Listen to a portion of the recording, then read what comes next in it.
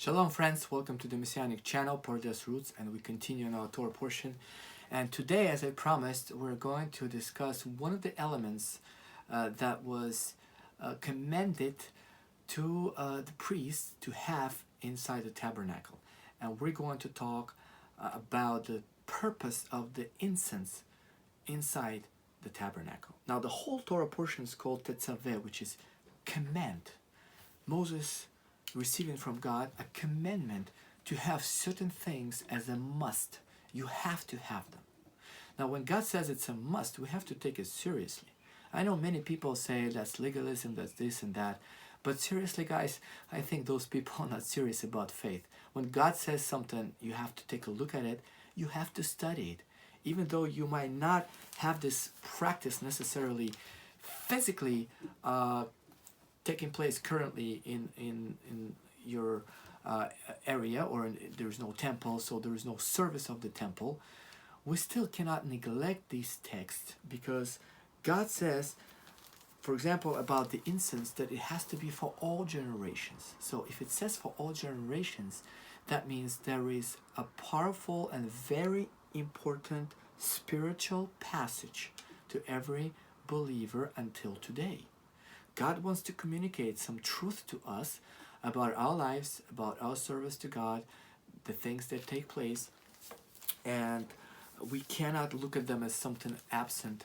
Rather, we have to look at them as something present even today. So, if God says command, that means there's something serious about it. Let's read Exodus chapter 30, verses 5 to 10. You shall make the poles of acacia wood and overlay them with gold, and you shall put it before the veil that is before the ark of the testimony, before the mercy seat that is over the testimony, where I will meet with you. By the way, about the veil, I gave a Torah portion that is called The Jewish Perspective on the Torah Veil. Those who haven't watched it, I really recommend you to watch it and get more insight, more understanding about the veil of the temple. Verse 7, Aaron shall burn it on sweet incense every morning when when he tends the lamps. He shall burn incense on it, and when Aaron lights the lamps at twilight, he shall burn incense on it. A perpetual incense before the Lord throughout your generation. You shall not offer strange incense on it, or a burnt offering or a grain offering, nor shall you pour out a drink offering on it. And Aaron shall make atonement upon it, its horns, once a year with the blood of the sin offering of atonement. Once a year he shall make atonement upon it throughout your generations. It is most holy to the Lord. Amen. Well, friends, let's take a look quickly why there was incense necessary in the tabernacle. Well, the uttermost reason is because of the sacrifices. You see, there were daily sacrifices brought to the Lord as the offering. And after the sacrifices were done, there was still the smell of dead animals remaining there in the tabernacle and in the area. Just imagine every day you slaughter certain animal, you pour out blood. Of course, afterwards you put it, like, for example, on a burnt offering, it burns and goes away. But around the area and in certain dishes, you can still smell that the dead animal, the smell of death. So in order for the smell would disappear, not just like wait until it disappears in a few days, it would not, because there were daily sacrifices. God commanded there has to be an incense, a good smelling aroma that would push out this smell of death. Now, there is a very important message to all of us today. What does it mean? Well, we all bring sacrifices to the Lord, right? It is true. Well, how come then when we serve God and bring sacrifices to Him, there is any smell of death even close to that concept, right? Well, friends, let's be open, let's be honest, and let's be realistic. When we serve the Lord and we serve with other people, we pour out, we bring the sacrifices, and when we reach out the goal of hitting the aim that we put for the Lord, and it's successful and everything is fine and the sacrifice is brought, there are always side effects. What I mean by that is working with people is not like working with computers, right? You put a lot of pressure on computer, you work, you put a lot of programs there, it reaches the goal. Maximum what happens, it just gets overwhelmed with heat. Then you turn it off and turn it on, everything's fine. When we work with people, there are a lot of tensions, whether you want it or not. We're all people. There were a lot of tensions with Jesus and disciples. There were arguments. They were all people, right? And of course, Yeshua, as our Lord in the flesh, he was also not acting according to the flesh, but there would be tensions between him and disciples. When the disciples were thinking in the carnal way, he would rebuke them, and there were different misunderstandings or things between the disciples, when they thought who's better. And it doesn't mean the ministry would be dismissed because of that, right? The ministry would continue and it would reach its goal. However, there were always different tensions. So when we bring sacrifices to the Lord, we work together. There are tensions that can happen. That's normal, that's fine. And the problem is when there is something that remains in our heart, like some sort of bitterness because of those tensions that doesn't go away. That is a bad thing. It's not bad that we do have tensions, and sometimes we have inevitably, because working with different characters, we might get offended, we have this and that, and we might have some remaining little bitterness deep down in our heart. Of course, we're not talking about it, but this is how we feel. Okay, it's normal. What's not normal is that we allow this bitterness to stay in our hearts. So let's compare. Let's bring these pictures together. Servant in the temple, bringing the sacrifices. Was it willing to the Lord? Of course, it was willing to God. It was pleasing to him. But whether they wanted or not, after the death of the animals, there was this dead smell.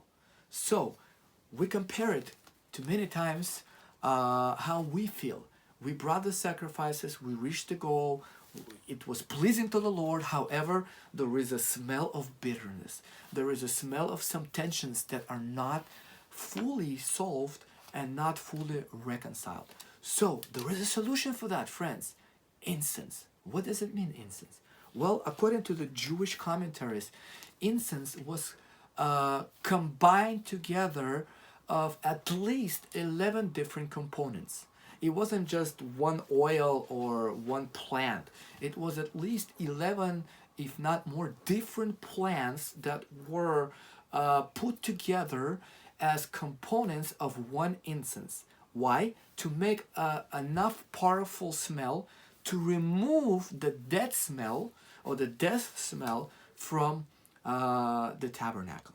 Friends, this incense is nothing but unity inside the community or inside the body or inside the local congregation, whatever it is for you.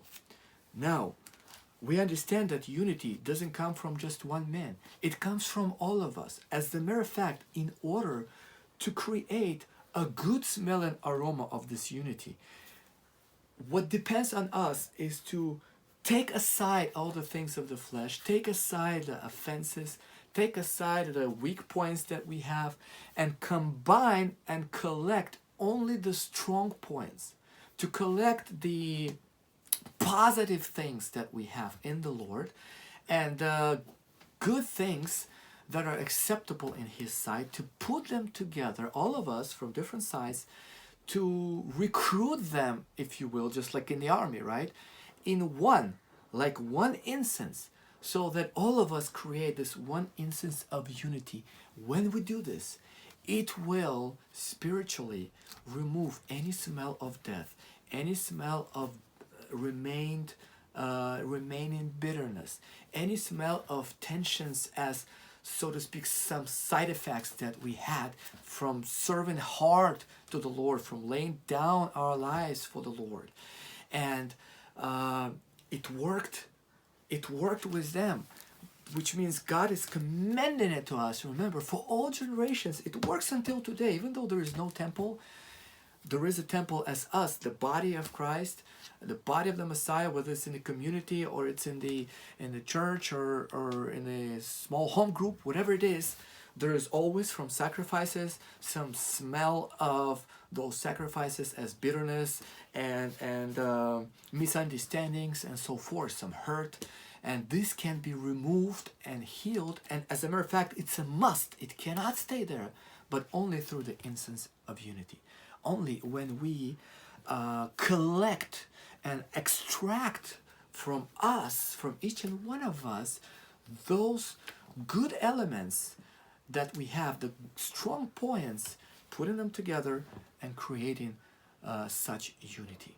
Friends, that's a powerful message to me personally, to see that there is no way I can deal by myself with the bitterness that I might have.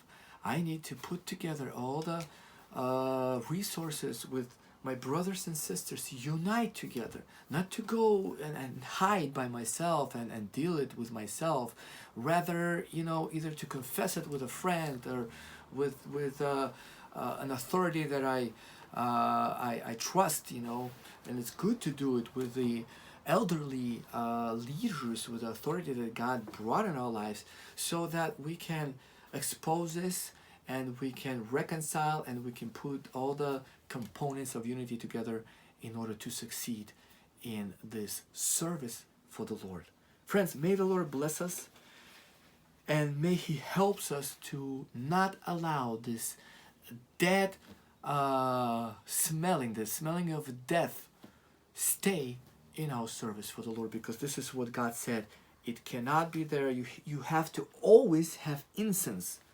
He commands to Aaron to have incense in the morning until the evening, and the whole night there has to be a good incense. There has to be a strong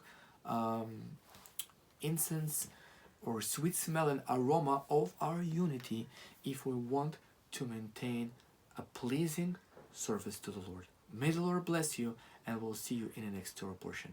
God bless.